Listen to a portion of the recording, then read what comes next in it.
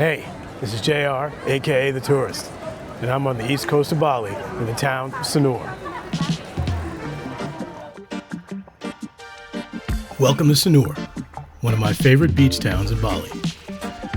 This little fishing village is the right mix of bustling and bucolic. You want something to do? You want nothing to do? Sanur's got you covered. Plus, it's got two of Bali's best resorts. But what about Sanur's reputation? Is this place really a snore? Stay with me and we'll talk about it. Along the way, I'll show you Sanur's famous beach walk, we'll see Bali's newest mall, and peep the food and nightlife on offer. Here's how I spend a day in Sanur, Bali.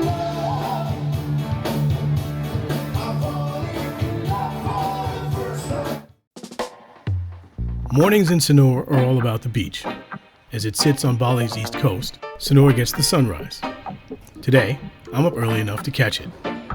My morning starts with breakfast at my hotel, but not just any breakfast.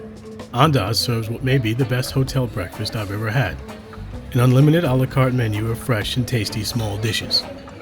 I may have overdone it. Good thing the Sanur Beach Walk is just out back. Let's venture out and walk some of this off. Though it has the vibe of a sleeping fishing village, Sanur sits just east of Bali's capital city and beating heart. This location made it one of the first areas developed for mass tourism. Over time, other hotspots blew up while Sanur retained the quiet charm that earned the nickname Snore. Sanur has long attracted foreigners, but not the partiers and digital nomads that flock to Kuta, Seminyak, and Canggu on the west coast, and not the backpackers and wellness seekers that trek up to Ubud. Sanur is popular with expat families and retirees. If that's not a demographic that excites you, then you may well find Sanur to be a bore. Me, I felt right at home. One of the reasons is this beach walk. Perfect for morning coffees and casual strolling before the heat of the day kicks in. It's also a bike path and a place to rent water toys. Up at Sanur Harbor, you can catch boats to Nusa Penida and other islands, but today we'll be keeping it local.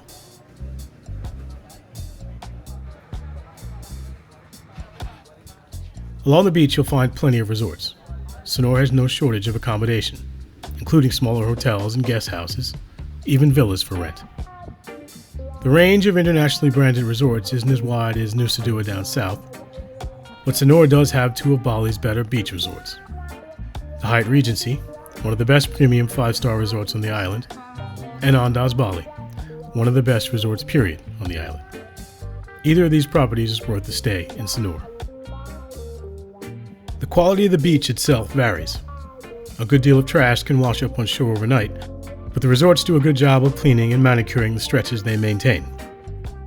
Even if you're not staying at one of the beachside resorts, you shouldn't have a problem finding yourself a nice stretch of sand.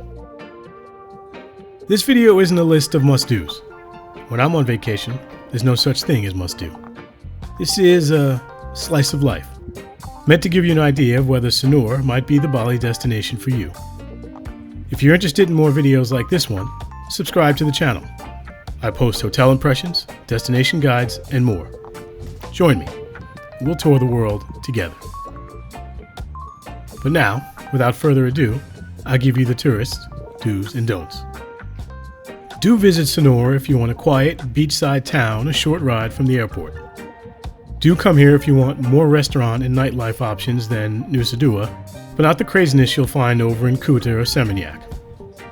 And though Andaz Bali and Hyatt Regency offer different products, both resorts are among the best in their class and worth a stay in Sanur. On the flip side, don't come to Sanur if you want a truly quiet beach town or deserted beaches. You'll have to head further north for that. Also, as noted, the demographics here skew older. Don't come expecting to party with 20-somethings. You'll be disappointed. And finally, internationally branded resort options are limited. Nusa Dua to the south has a much wider assortment. I don't like the term hidden gem, but Sanur's beach walk may be one, even if it's hidden in plain sight. The beach down in Nusa Dua is a bit nicer, but there's not much along it other than resorts. And the beaches on the west coast are thronged with things to do, but they get very, very busy. Sanur's beach strikes a pleasant balance, much like the town itself. Sonora's wide assortment of food and beverage options is definitely a check in the pros column. A block over from the beach wall, Sonora's main strip has even more, along with the shops, spas, and all the other assorted services you may need. It's also where I'm having lunch. I'm going for nasi campur, a good way to sample Indonesian favorites like satay or beef rendang, while also trying something new. It was hot, so I opted for a place with AC. Plus I wanted to try the range of options available in Sonora.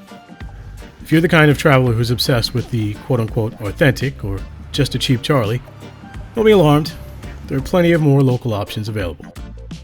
There's Rainbow Warung, where I had lunch another day. No nasi campur on the menu here, but you can order rice and a couple of dishes and make your own plate. I had an omelet and this spicy pork. After lunch, let's cruise up the road to Icon Bali. The out-of-the-way location and sleepy reputation kept Sonora a bit of a secret. But now the secret is out. Sonora is very much a tourist destination. As such, it's got a brand new shiny mall. Being from the States, I'm wary of malls. But after a decade of living and traveling around Southeast Asia, I've grown to love the malls here. Always a good place to find some strong AC, and rarely does a trip pass without me having to pick up an extra t-shirt or pair of socks from Uniqlo. Food options are okay as well. Don't sleep on the local dine-in restaurants at the mall. This isn't TJO Pooter Toots where they open a bag of frozen tater skins and toss them in the microwave. They're really cooking at these places, and usually to the local tastes. The malls in Indonesia haven't caught up to the food courts in Thailand or Malaysia, but they're trying.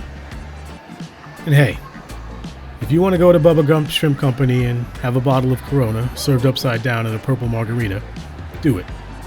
You're on vacation. No one's judging you. And if they are, well, they're at Bubba Gump as well. Icon is one of the biggest malls on the island, a feature for some and a bug for others. We already went over the pros and cons of Sonora. I won't rehash. I will say, Bali already has a Kuta. I hope this place doesn't become another one. Evening and nightlife options are another area where Sonora straddles the line. You won't be overwhelmed by the choices or the crowds, but you won't be bored either. There are plenty of places for cocktail hour by the sea, including at Icon. And since we're by the sea, I suggest a seafood dinner. Again, lots of options along the beach walk. My hotel has a seafood restaurant, and I've got a reservation there. But first, I stop for a drink. Actually, 2 drinks, since there's a deal. After a busy day of not doing much at all, I sip my cocktail and watch the world go by slowly.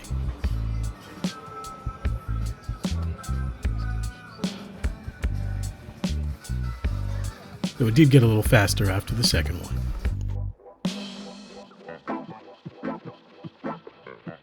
At dinner, I sampled the local catch, grilled with Indonesian spices.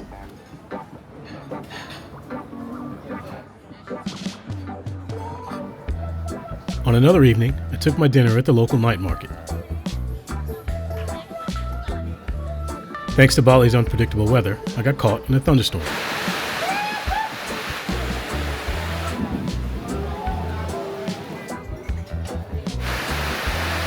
Good thing I made it under some cover at a satay stall.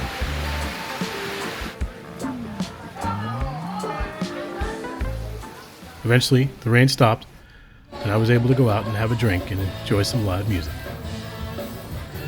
This is as good a place as any to end the video. If you've enjoyed exploring Sonora with me or found it helpful, please click the like button. That like button is the best way to let YouTube know that you want more of this kind of video. Thanks for watching, and stay tuned for more.